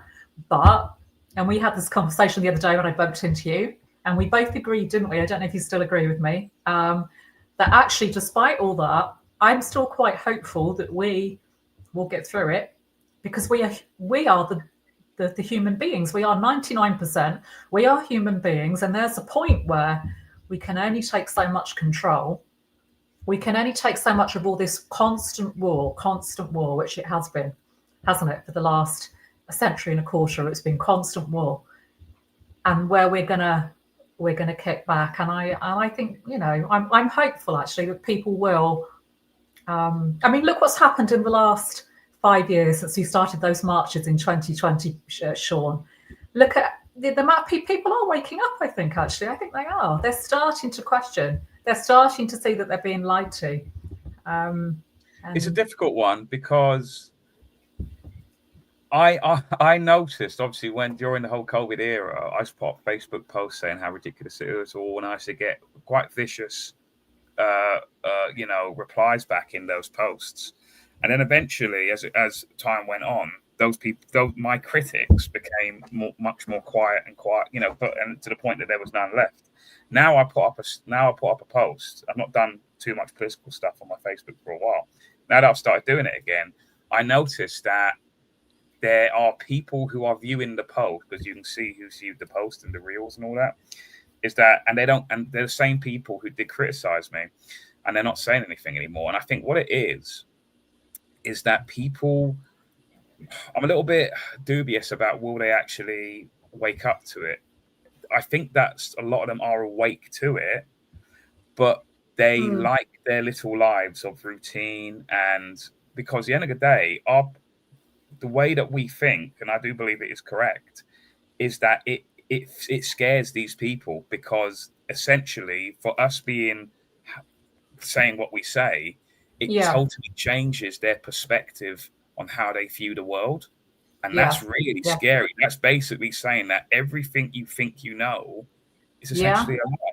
It's like the Matrix sort of thing. It's like it's not real. Well, your perception, even though you thought that I was wacky, or all these other people are wacky and all of that, is that actually we've turned out to be actually correct, and we've been predicting all this and continue to get stuff right. And how do we constantly get it correct? Because we know, because we do our research. Because we're, as much as I'm hopeful, if I may say so, I describe myself as a hopeful cynic. I don't know, in the sense that I can see through all the, I question it all. I've always had that kind of mindset. It comes from my mum, and I'm just a very questioning person. I always question everything. But I also believe that, and we had this discussion, that human beings ultimately you can control people so much. There's that saying, isn't there? You can lead a horse to water, but you can't make it drink. They can take us so far, and they're doing it. They take us so far, but there's a point where, because we are human, we're not like the AI models that they predict, which is the world that's around us now. Everything's been done by AI and algorithms and mathematical methods, but we are not mathematical algorithms. We're human beings. We're unpredictable. often we make decisions based on emotions, on the heart, on things that are not predictable. And that ultimate part of us, I feel, is what will come through in the end. I mean, everything has a kickback, doesn't it, Sean? In the sense of you try and take cash away from people, they start using it more. Everything's kind of like that. You try and tell people you've got no choice but to have digital ID. It's like, oh, I'm not going to have digital. So they are creating that push and pull factor at the moment. It's like what this comment says here by Gary Warren on YouTube. It says they are trying to run the world like a corporate office. True. These people who are making these decisions and pointing out these policies and all of that, all it is that they are kind of spurgy people. They are people who think that they can control. They live in a very theoretic world where in theory it works. Yeah, in theory it works. If we just get everyone to just sign up to this, we can just do this. And they're just mega control freaks, right? But they are destined to fail. Because obviously, like you just said there, everyone's an individual, everyone's different, everyone, you just can't, it's impossible for people to do this. That's why I know it will naturally fail, because what these spurgy control freaks don't get is that people are individuals. You just can't control people like that. And it's just not going to work. They just think that it will, but it won't. No. It just won't. I mean, like, they're trying to know. I don't know if you've seen, Debbie, that Pizza Hut has gone into some form of administration. Only the restaurant part of it.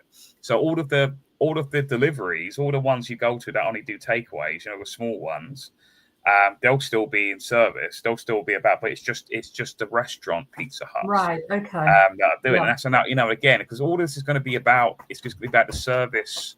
It's going to be, again, this is all connected again with the mass migration thing and the greater agenda. And then you got these Uber Eats people and Deliveroos and all of that, which is like the number one, employer of illegal migrants and all of that. But people, what's happening is that, again, we have it too good in this country still. We have essentially a new modern slave class. So they're not slaves in the sense that they don't get paid anything. They do get paid, but it's just incredibly low wages with no workers' rights or anything like that, no workers' benefits.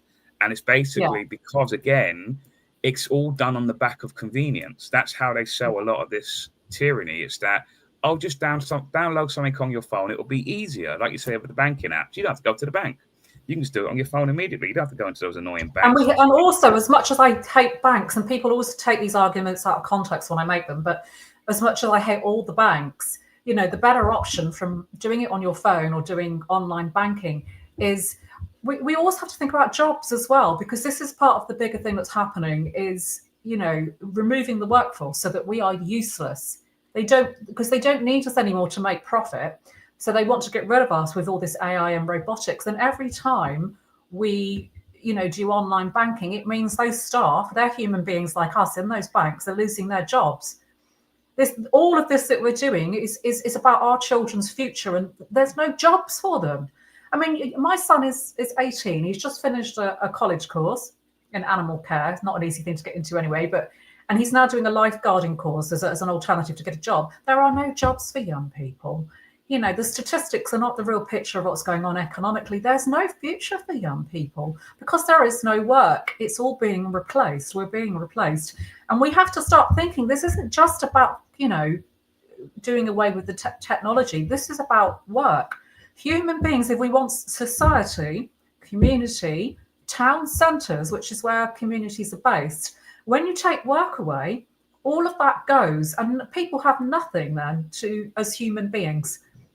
What are we all just going to spend our lives behind a screen with no human contact? Because that's what human beings thrive on. So this is much bigger than just technology. This is about being human to me and about, our young people's future. I mean, it's all right for me. I was one of the generation that was privileged enough to be able to get a job and do all that stuff, but the people coming up, I don't think they've got those. There was a great South Park episode of late about a year ago where basically because the South Park are great on satire and just they're great political commentators as well behind the cheaply made sort of cartoon, and like it's the whole premise was is that, like someone said, Alphabet Cat on the thing, that also the AI stuff, this is going to get rid of a lot of middle class white collar office jobs.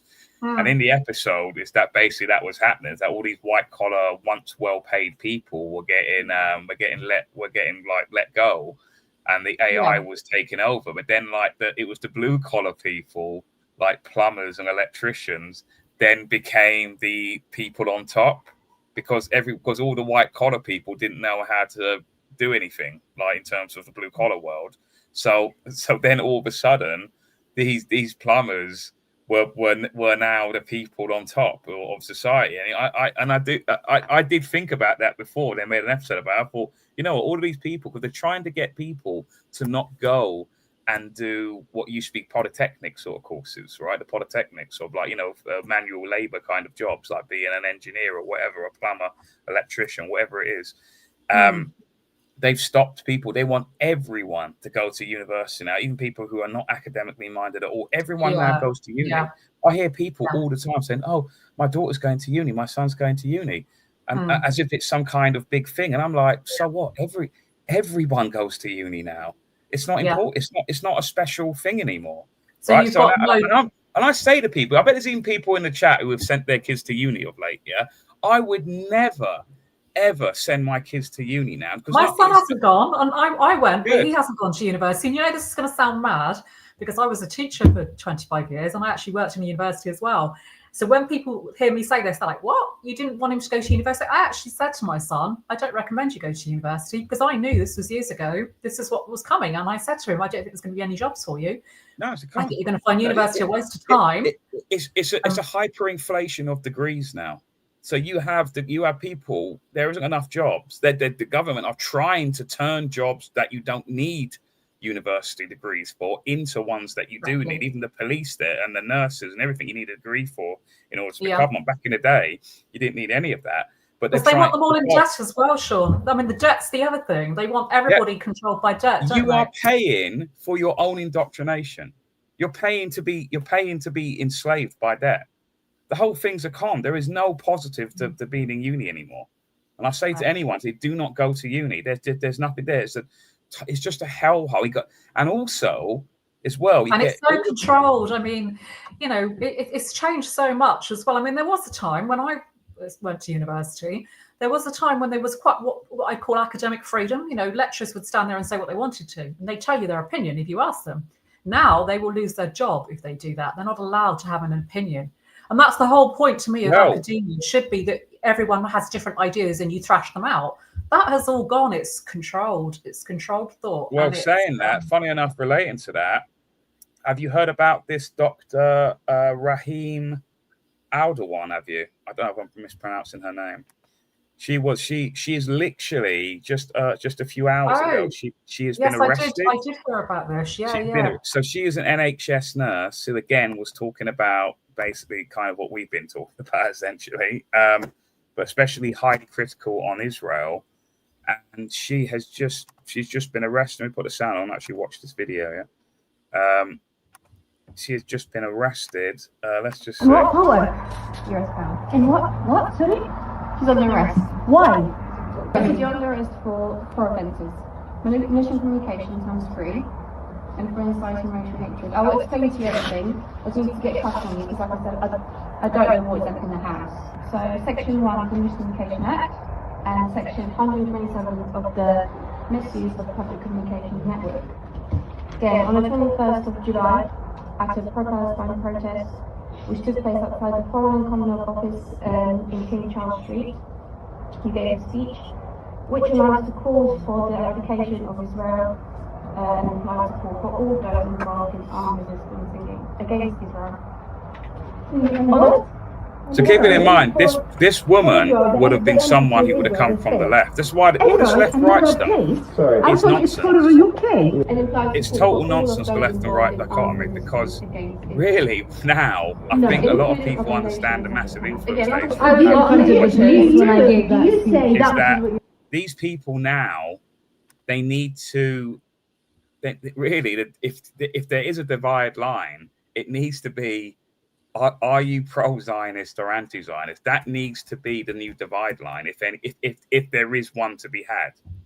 because that it doesn't matter. This is an NHS doctor who comes from more the left wing, right? And because let's see now all of these NHS people, if they're going to step up for this woman who is also obviously a minority woman as well. Let's see if they're gonna. I got a funny feeling they're not going to say anything about it. No. They're just thinking of their own jobs and their own backs, aren't they? Yeah. So that's gone on. What else have I just seen here? Something else with that related. I mean, on that point, I think that's a really serious point. How everyone's been polarized back, into this whole left-right paradigm. And I was guilty of that years ago. I used to be in a left-right paradigm. I'm not anymore. As much as there's still things that I still, think, and I think people see the issue over Palestine as a left-right issue, and it isn't actually. It's nothing to do with left-right, and it's nothing to do with religion, and it's nothing to do with, it's actually about what I'd call colonial forces that have been around for centuries now that just want to occupy, divide and rule, and make money out of that terror. And they use, you can go back in history in terms of the history of religion and religious groups and ethnic groups from Europe. I'm not going to get into that. So there is that. But I mean, in terms of modern times, it's been completely hijacked by financial interests, what's going on in the Middle East, to divide up people, weaponize this left, right, Muslim, Jew, Christian, whatever. It's all been, even Hindus, all these groups against each other. We've all been divided up while they're literally laughing all the way to the bank out of torture and genocide. I mean, it's absolutely horrific. And what we have to understand, forget about the religion, forget about the fact that they, they're Arab or they're Muslim. It's like these people are the same people. This technocracy that's kicking in this country is the same banks, the same corporations, the same people that are behind that in Palestine. And this is what they're doing to us. It's just that we're a lot further down the road away from it at the moment. Yeah. I'm just seeing this. I'm just seeing this here. Amazon will replace 600,000 people with robots. Documents reportedly show that Amazon's robotics team is working towards automating 75% of the company's entire operation and expects to ditch 160,000 US roles that would otherwise be needed by 2027. I mean, the thing is, I know loads of people who buy from Amazon. I've never once bought anything from Amazon ever. I don't get it. I don't get why people use it. They know that it's Jeff Bezos. They know this, but I know people that continuously buy from thing. If you keep, you know what I mean? You keep buying from it. What do you know what I mean? Instead of because obviously that's all done. It's the same thing as what we've talked about with the digital ID, isn't it? And everything digital, it's often cheaper, it's quicker. I mean, if you do anything for Royal Mail now, it takes forever, doesn't it, to get anything in the post? I mean, I don't even get post much anymore through Royal Mail. I don't know, my post seems to go missing all the time. I don't know what happens to it.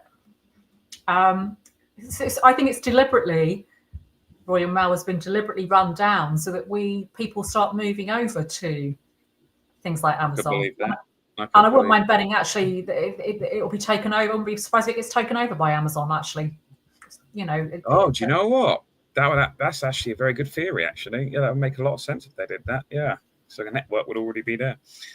Debbie, listen, look, I'm going to let you go. You've been on for, I think, over an hour, which is great. Yeah, well, we've talked about loads and it's been very interesting. And I thank you for letting me come on. And I hope people can please do come to Cardiff and Gloucester next week, the 25th of October, 1st of November in Gloucester, because this is really going to be about to get as many of you out there leafleting and talking to people in a really positive way. And for those of you that did come out in lockdown and do this, I can promise you're not going to get that. It's going to be a different response from the public, I think. I don't think it's going to be like that. It's going to be generally positive. So please come along. We've got some great speeches to get us started next week. And it's going to be a good day. I'm really looking forward to it. And there's more to come. I've got more planned. So, yeah. Good. Yeah, so that's Cardiff this Saturday. Where's that, on Queen Street, is it? Yeah, it's by the castle. There's like a road and you've got the castle and it's the main shopping street and it's by the statue there. Right. Cool. At the end of the Brilliant. And shopping obviously trip. the following week then is the Gloucester one at the Cross. Okay. Yeah. Cool. All right, then, Debbie. Well, cheers for coming on. Thank you so Keep much. keep up the good work, and I'll see you no doubt at some other kind of event. Thank you so much. Yeah, I'm sure I'll catch up soon. Yeah. Okay. Take Thanks, care, Sean. Debbie. See you later. Okay, Take care. See you. bye. Bye. That was Debbie Hicks there, guys. Protester, activist. Yeah, just really hard-working young lady. Yeah, I just saw the comments there. I'll tell you what, let's see what to do with that arrest. Funny enough, because obviously I work also with UNN, Unity News Network, and this lady who's just been arrested, she was literally on the show last week. So let's see what's happened. So this guy, Ben Owine, I remember he got sacked from a Waitrose job for saying something. I can't remember what it was about, though. This guy lost his job at Waitrose, launched a massive crowdfund over it, now cheering on people being arrested. That's quite ironic, isn't it? He's a massive Zio shoe, of course. Let's see what David Clues has to say. No one should be cheering on the British security state arresting anyone for comments on social media. They will use this to come after everyone eventually. Doesn't matter if it's Zionism, Islam, mass immigration. They want everyone silenced. Don't be a stooge for the regime. Let's see what he has to say. Once I put my sound. What's going on? Oh, it is on. Cool.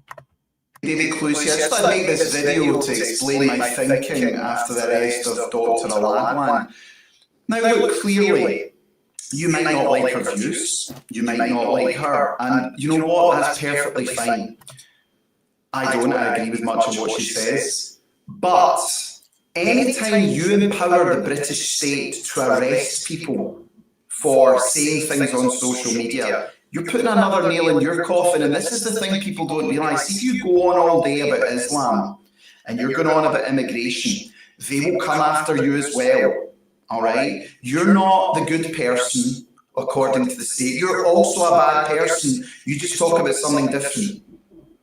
And this is the problem with the Free Speech Union, with all these people. If it's anti-Zionist, they will not touch it, because that's who funds them, and that's who supports them. So it's really very simple.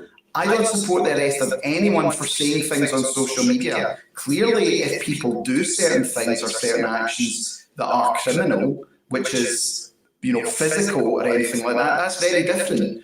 But we need a situation where we have it in, like, America, which is your speech is covered by the First Amendment. If we don't have that, then they'll just arrest you eventually. So get your head out your backside and just think, if you're cheering on people being arrested today, just for posting stuff on social media, you'll be next. And just think about that. Do you know what? I've seen Alphabet Cat's their thing. Now, this will be interesting because I think, what's her name? The woman that's just been arrested. The Free Speech Union, obviously run by Lord Young of Acton, he obviously calls his organisation the Free Speech Union. He's totally for free speech. Now, I specifically remember when there was a woman called what was her name? Tara Ahmed, who said something quite fiery in a Facebook comment. And she was arrested for it, and she was actually given a custodial prison sentence for at least a year, I think it was. Which she asked Toby Young's Free Speech Union to defend her, because obviously I think at the time she was maybe suckered into thinking that someone like Toby Young could be trusted, and calling themselves the Free Speech Union would defend her. Toby Young turned around and said, "We don't defend hate speech." This is the guy who has an organization called the Free Speech Union. So really, Toby Young doesn't actually believe in free speech, because a person who is an advocate of free speech would automatically recognize that there is no such thing as hate speech. That is a made-up term. That is a made-up government term to stop people from speaking freely, hence free speech. But it would be interesting to ask if people were to at the Free Speech Union on Twitter and Toby Young and say, "You're going to defend this woman?" Be interesting to see his response, because obviously when that happened, it was when the Free Speech Union started, so we didn't have much clout back in the day. Speaking, comment on the wall. What was the comment about? Has Tommy kissed the wall yet? I tell you who has kissed the wall. So out of these individuals here who are all currently in Israel, Ricky Doolan, who I don't know too much, but I do remember I've seen him on the stage there at the Tommy the Musical, we'll call it, Greg Romford's creation. Ricky Doolan has kissed the wall.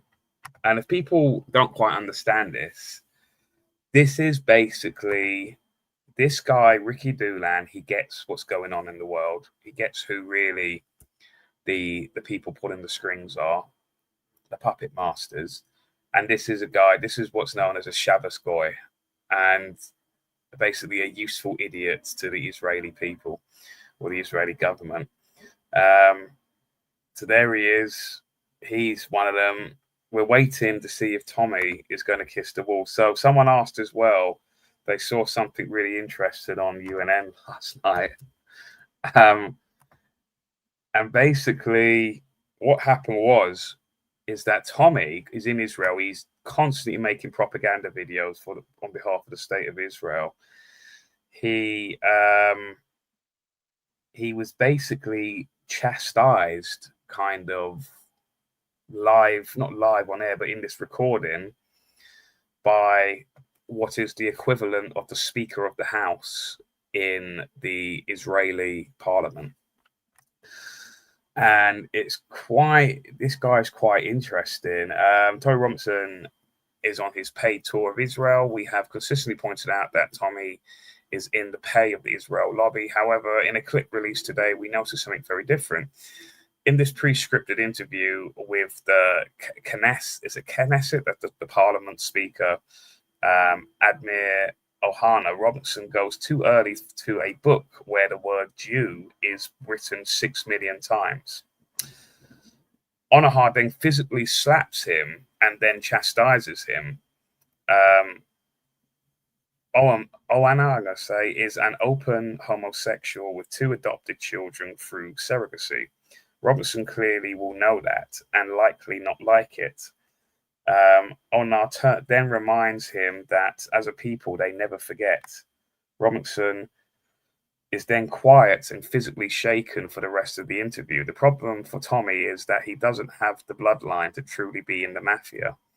Maybe he is just starting to realize who he has gotten into bed with and what they may end up doing to him after he has run out of use to them. Now, if people have ever seen the film Goodfellas, who was it? What was his name? Joe Pesci's character. He wasn't Italian, so he could never be a made man. So the Italian mafia would just, no matter what he did for the mafia, they would still see him as not one of them, right? And obviously, if you've seen the film, Goodfellas, if you've seen the film, basically he gets just killed off because he killed a made man, an actual Italian guy. And that was the whole thing why he got whacked off in the end. I mean, look at that. I mean, the guy physically, you'll see in the end, I'm going to play the whole David thing. It is actually really funny. Greg Romford, you're going to like this.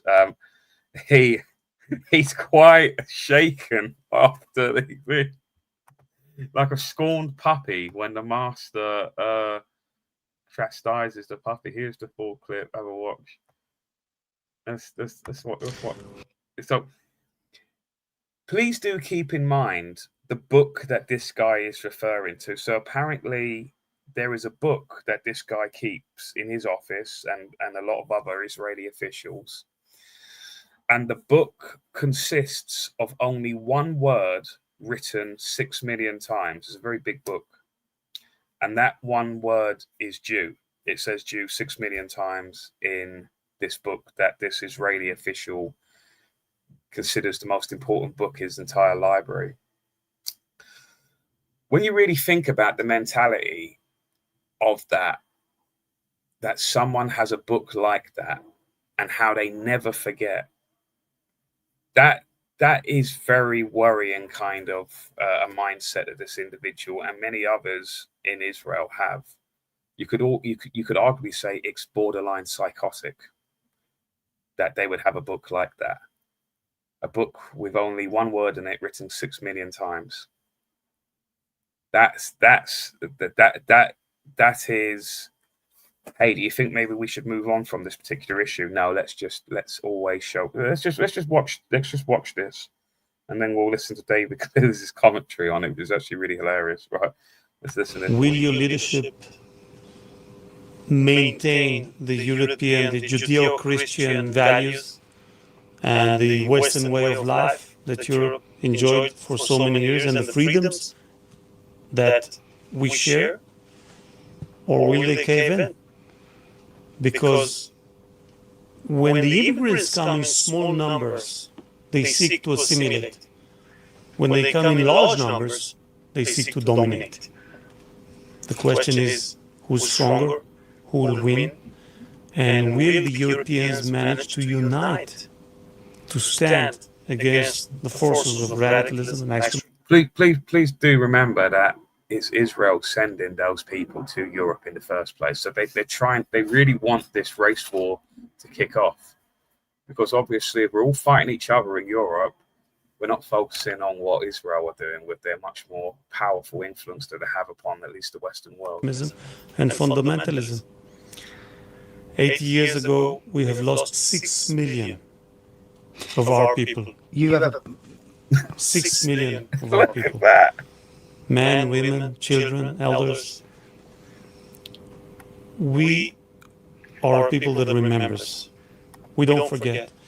What you see here on my desk, this book, very large one, very heavy one, contains only one word. Very small, very tiny, almost invisible, only one word. And that word is Jew. It's written here 6 million times. And when you hold it, and you realize that every line represents your classroom, every few lines, the whole school, every page is a village, every few pages a town. I imagine, out of punishment, Tommy was made to read that book shortly after. He goes, "You have to read the whole book, Tommy! You acted too fast." Who's that slap? Let's just hear David Clear's comment on it. He slapped Tommy. This other guy as well. This is our greatest allies. Tommy takes a spanking then from Yishai Flesher, as he tells him the British have a special place in hell for turning on the Jewish people. And Tommy just takes it. He just nods like a dog. Yes, master. Yes, master. Let's hear what this guy say. Listen to David's first. Let's listen to David Clear. 6 million of our people. You have 6 million of our people. Oh, see even that, you pathetic little guy, you bitch, you're my little bitch, Tommy. Don't fucking do that to me, you bitch. Don't you fucking interrupt me, you fuck. Slaps him around, beats him around the room. Sorry, I just want to make you look good. I just want to make you fucking prick. Look at Robinson's eyes. Even this is too much for him. And fundamentalism. 80 years ago, we have lost 6 million. Really? Of our people. You have 6 million. Look at that. Look at that, you dumb little fucking guy. Look at him. He slaps him. He slaps him. Not yet, you stupid guy. Not yet, you. See, this is what he doesn't get. Or maybe he does get it and he just doesn't care because he wants the money. They view you as nothing. You are a piece of shit to these people. Look at the slap. Look at the slap. 6 million of our people. Look at that. He slaps him. He slaps him like the bitch that he is. He's shaken after that, you can tell. Of our people. You have 6 million of our people. Who's in charge here? Look at him bent over as well. Look at that. Men, women, children, elders.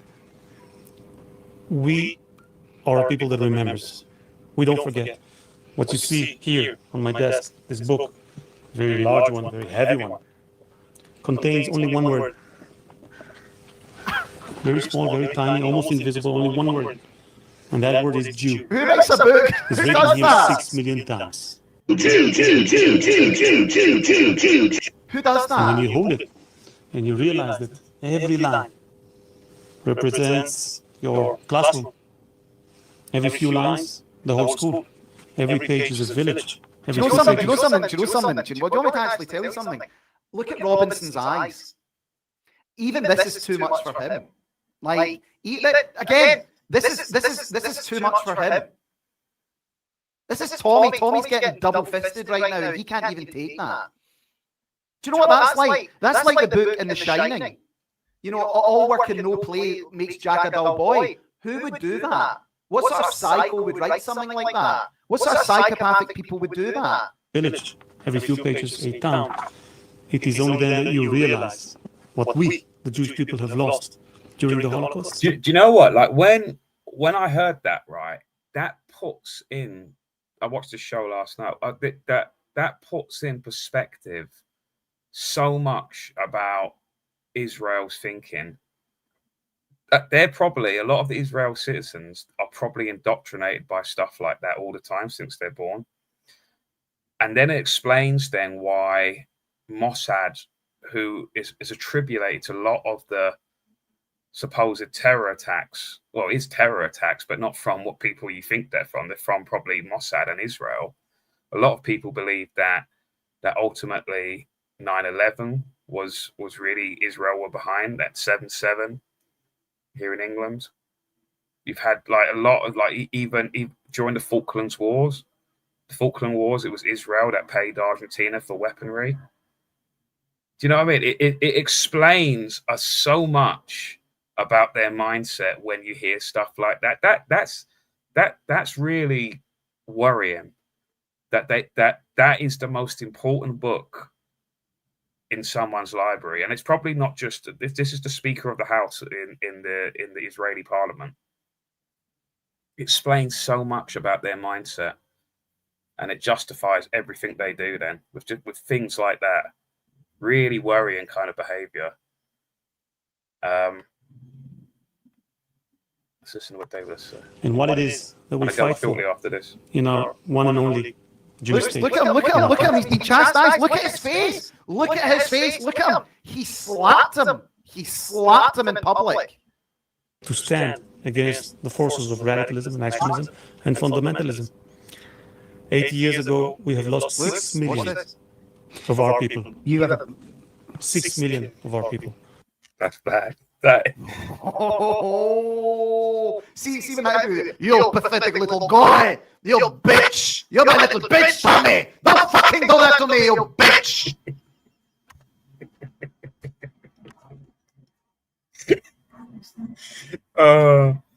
So shortly after that, it was a 1-2 punch.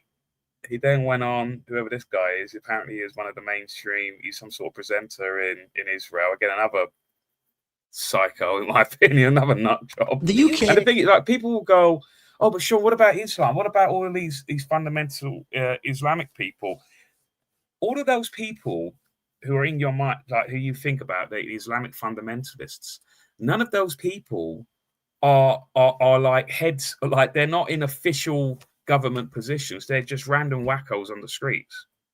People like Abu Hamza and all that. They don't really have any high status in their own societies. The mindset of these people, they're all in government. People like Netanyahu, they all have this mindset. They're more dangerous because they're on these high positions, massive influence that they have upon the Western world. This is their mindset. This is why I say to people is that we are just dealing with a symptom. If you're just focusing purely on Islam, you're not focusing on the actual illness of, the actual problem. Because again, all of those Islamic people, they're coming from Arab lands that these guys are bombing. That's why I keep saying, if you support Tommy, if you support Israel, you support mass migration, because that's what they do. I'll show you in a minute what I mean by that. It's got a special place in my heart because on the one hand, they really helped give birth to the Jewish state in World War I. The Balfour Declaration, the San Remo Accords, the mandate for Jewish Palestine, the UK was at the forefront of that. And then they turned on us. Yeah, I was about to say that. They turned on us, man. And therefore they have a special place in hell for turning on the Jewish people. You were like doing this great thing. You were helping Israel be reborn after 2,000 years of exile. And it was, you know, it was a biblical value. It was also a defense for a UK value. But it all turned on us. Can we turn it back? Can we turn it back? The British government have just turned on Israel. But when they've been turning on us for a long time. Yeah, but when we say they, it's the British government. So let's separate the people from the establishment. The establishment have turned. It's like when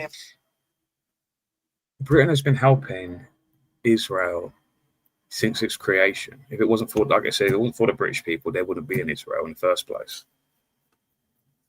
And we constantly help them in foreign aid and all sorts of things all the time. the American establishment were in power under Joe Biden, the American people didn't support that. The British public don't support what the British government have just done.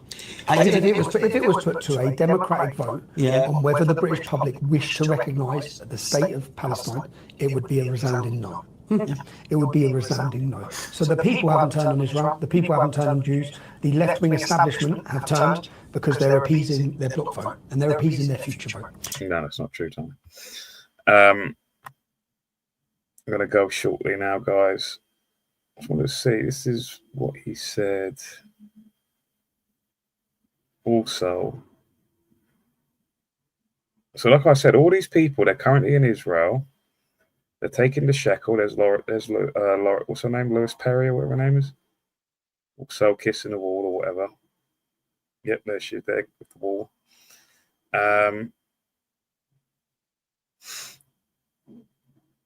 Tel Aviv Steve, who his new nickname is, Tel Aviv Steve, being interviewed by a Jewish interviewer. He says, I just want a Britain. So keep it in mind, if you're a person who supports Tommy, they're usually people who are Britain first, not in the political party sense, but just they're more for people who are British people, right? When asked who are British people, Tel Aviv Steve, Tommy Robinson, immediately replied, it's not white people, but British people are Muslims and Jews. A reminder that multiculturalism was originally promoted by Zionists and father of the European youths in Richard Kalergi. Tel Aviv Steve continues to portray the UK with Zionist money. Let's see what he has to say. I just want a Britain where British people are put first, and that's it. Just British people are put first. Who are those British people? It's not white people; it's British people. Right? Does it include me? Of course, it includes you. Yeah. Does it include Muslim? Of course, it includes Muslim. Okay, cool.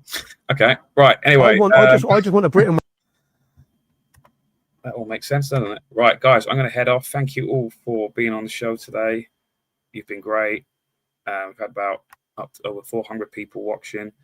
Thank you all. And I think there's going to be another show after this. I'm not 100% on Unprecedented TV. Please do subscribe to Unprecedented on all the social medias, as well as my Delivering Liberty YouTube channel and Telegram, etc. Thank you all for watching, and thank you, mate. Thank you. Great show. Thank you. Cheers, guys. Thank you very much. Welcome. Take care, guys, and have a good